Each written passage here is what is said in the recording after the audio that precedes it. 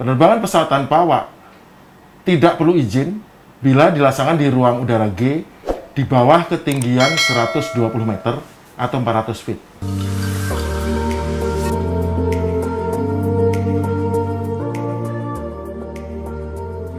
Saya adalah Kolonel Penerbang Agung Sasongko Jati. Saya anggota TNI Angkatan Udara, Paban 2, Kemampuan Potensi Dirgantara, Staf Potensi Dirgantara TNI AU.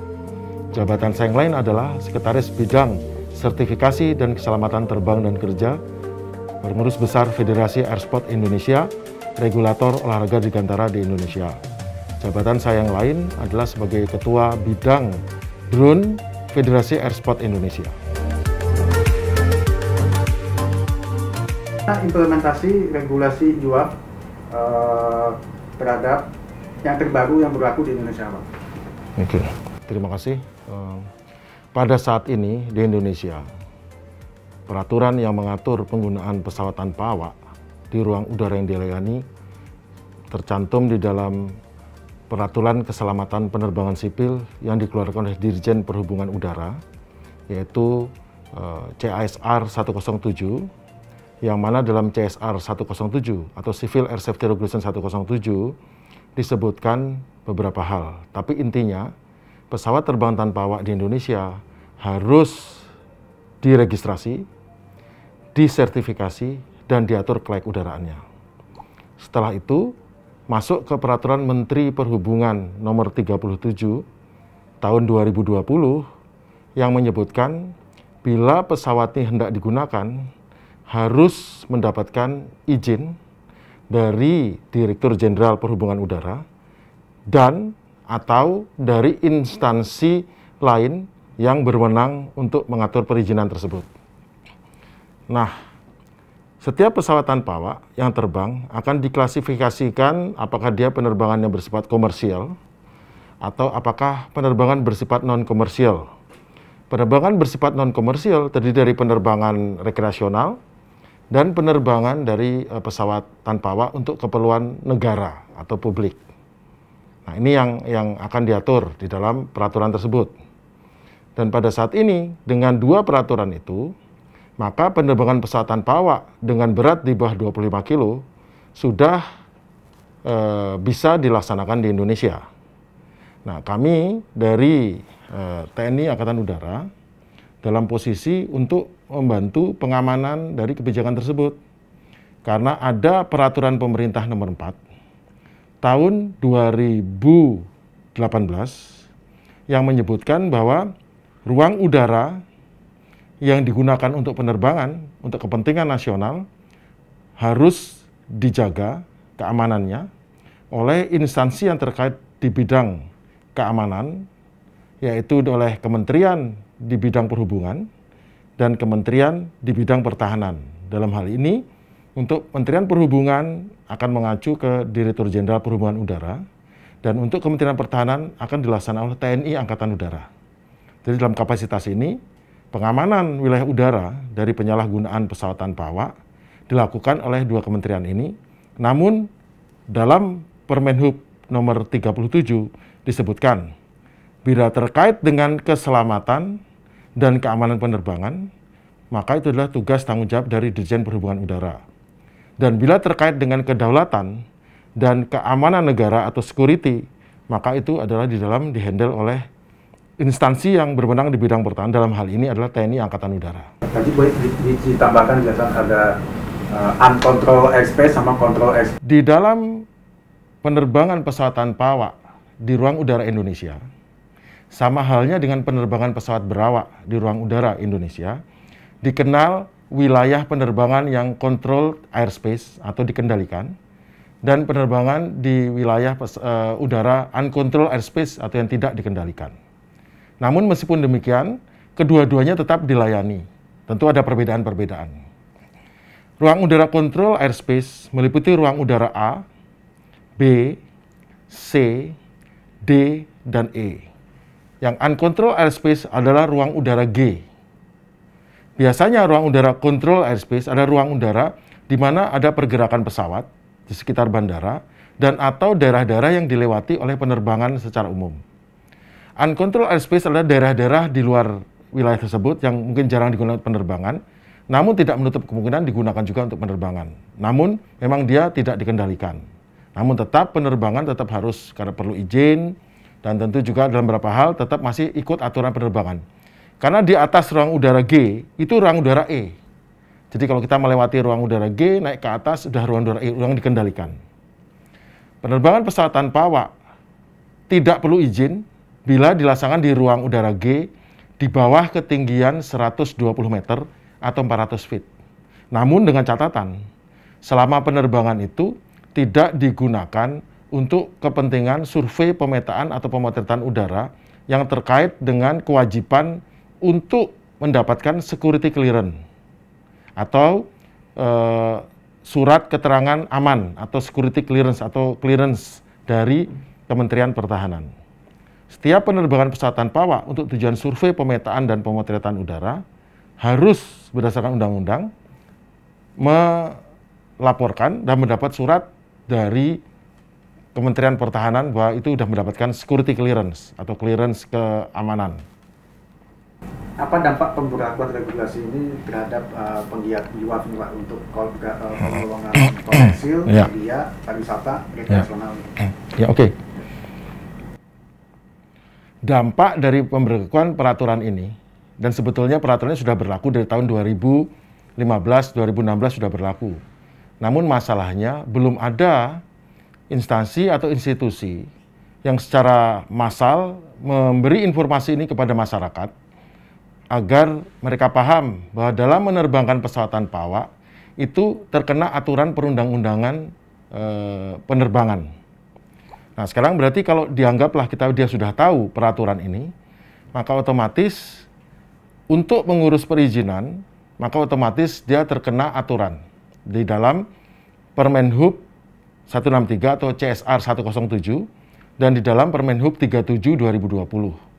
Di mana atas dasar pembagian dari ruang kerjanya yaitu ada yang komersial atau non komersial, maka kalau masuk komersial maka dipastikan kegiatan bersifat komersial itu seperti survei, pemetaan, pemotretan, pembuatan film atau hal-hal lain yang memang bertujuan komersial harus menjalani serangkaian prosedur untuk mendapatkan izin terbang.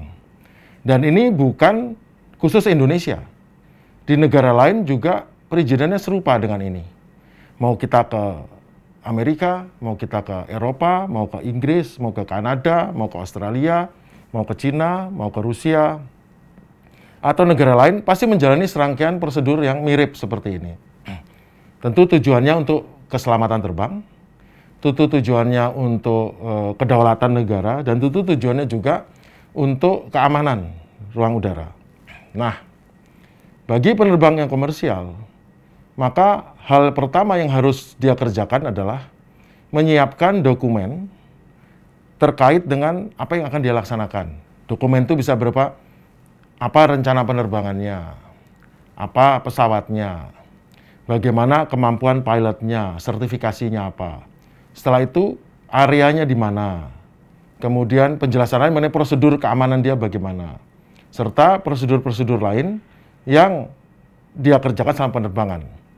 Selanjutnya berdasarkan sebuah surat perintah, jadi dia bekerja tuh dasarnya apa? Berarti kan dia dapat dasar entah dari perusahaan yang meng-hire atau dari instansi mana akan memberikan surat perintah atau surat kerja lah. Dari surat perintah itu atau surat kerja itu dia akan mengajukan kepada LPPNI atau Airnav Indonesia.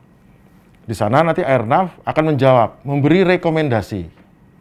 Rekomendasi berupa bahwa boleh atau tidak terbang di situ, ataupun kalau boleh persyaratannya apa ditentukan. Dia akan terbang di daerah mana, nanti dia harus berhubungan dengan instansi apa, kemudian dia juga harus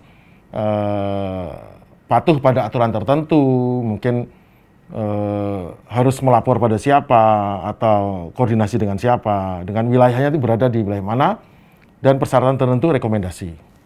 Selanjutnya, si pengajuan dari perizinan ini, dia harus mengirimkan permohonan yang sama ke Direktorat Kelaik Udaraan untuk mendapatkan sertifikasi dan registrasi pesawat serta penerbangnya.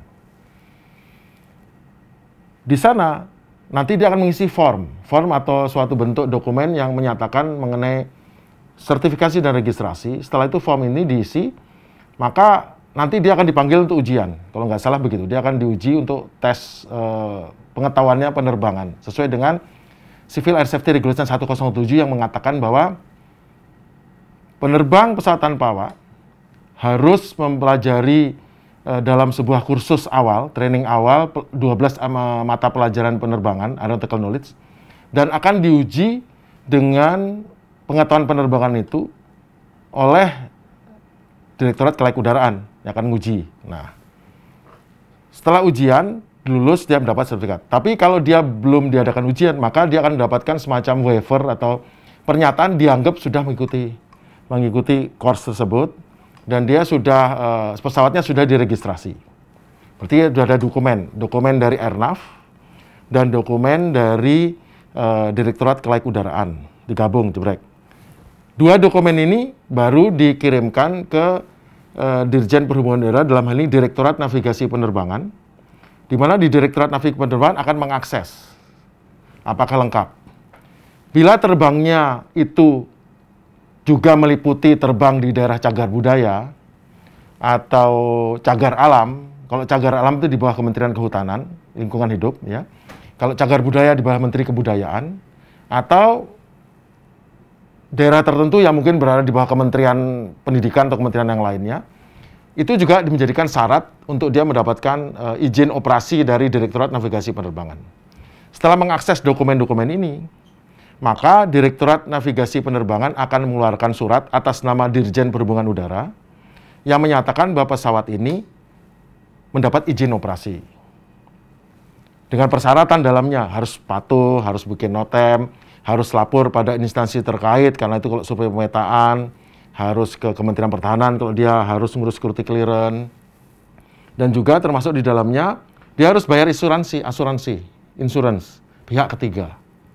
Siapa tahu pesawatnya jatuh menimpa orang lain yang menimbulkan kerugian, ada yang nanggung asuransinya. Nah, setelah itu, bila penerbangan ini terkait dengan survei pemetaan dan pemotretan udara yang tanda petik memang harus izin security clearance, maka dokumen ini dibawa ke Kementerian Pertahanan dan di sana akan mendapatkan security clearance. Oke. Jadi setelah selesai surat dari Direktorat Navigasi Penerbangan izin operasi, baru dokumen ini kita bawa ke Kementerian Pertahanan untuk mendapatkan security clearance. Dan untuk misi-misi tertentu yang perlu pengawasan, maka nanti Kementerian Pertahanan akan menugaskan seorang security officer akan mengawal proyek pemotretan survei udara ini. Dan untuk penerbangan tertentu, dia akan pergi ke Angkatan Udara untuk mendapatkan flight security clearance, karena ini penerbangannya unscheduled flight.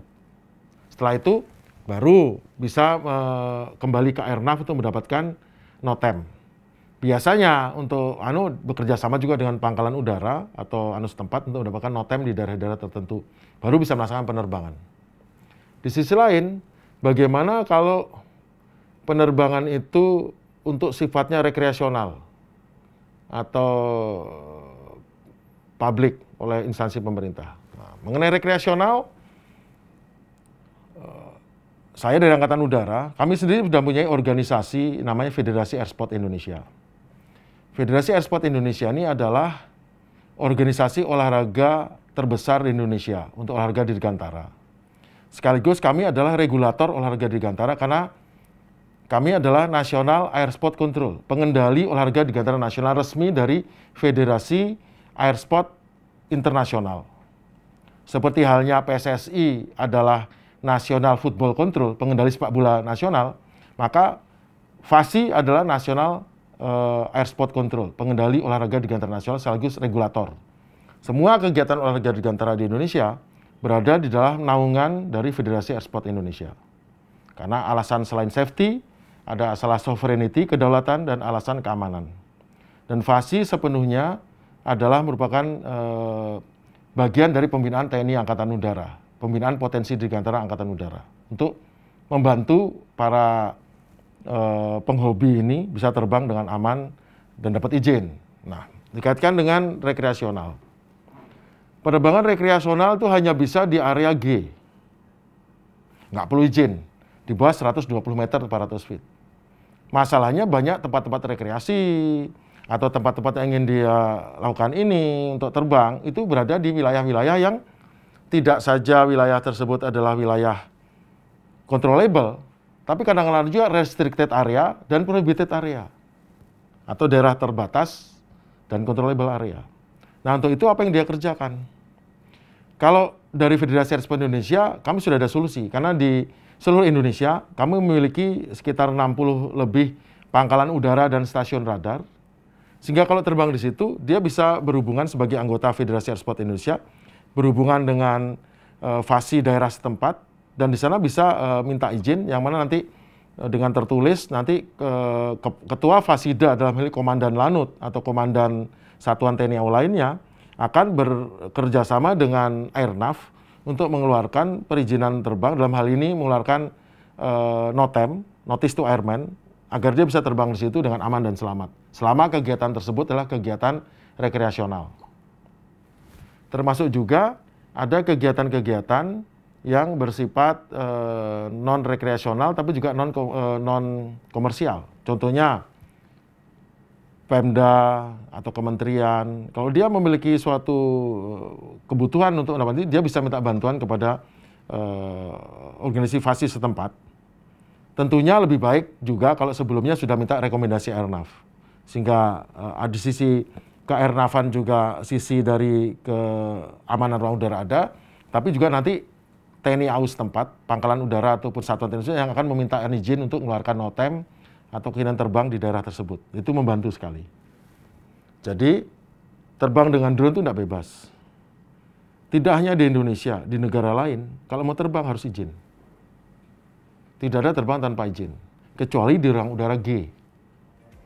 Dan untuk tahu ruang udara G, ya kita harus belajar ilmu penerbangan.